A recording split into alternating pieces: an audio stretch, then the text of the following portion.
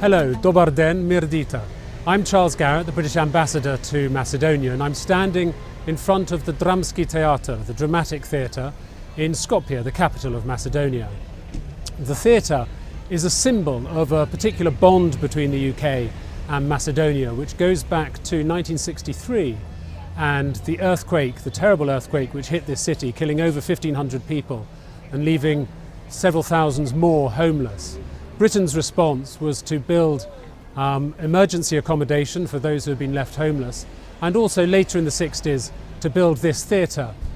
But the bond with Macedonia goes back a long time before that. We've had diplomatic links with Macedonia, or the area that is today's Macedonia, since well before the turn of the 20th century. This is the old bazaar, or çarşı in Macedonian. It's a fantastic area of many small shops and businesses, markets. The oldest mosques in Skopje to be found here, plus a caravanserai and hammams, of course. It's a place I love for its diversity. It's a diversity which reflects the diversity of the country as a whole. Macedonia is not a huge country. It's about the size of Wales, plus perhaps Shropshire and Herefordshire added on. But it's a country which packs in an enormous amount of cultural and geographic diversity, with ethnic Macedonians, ethnic Albanians, Vlachs, Roma, Bosniaks, Turks and many more besides. Its future lies in using that diversity as a member state of the European Union, as a member state of NATO as well.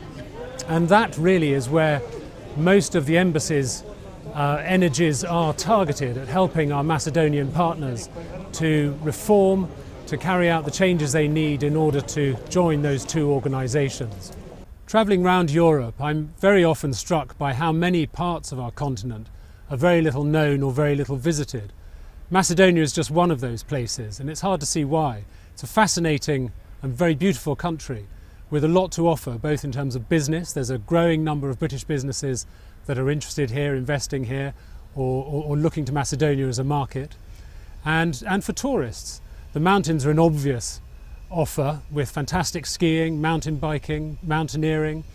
The lakes are very beautiful, and the culture, with its historical legacy from the Ottoman Empire, from the Orthodox Church, it's got a huge amount to offer. I'm right at the beginning of my posting here. I've just been here a few short months, but I already know that I'm going to enjoy enormously the few years that I've got here.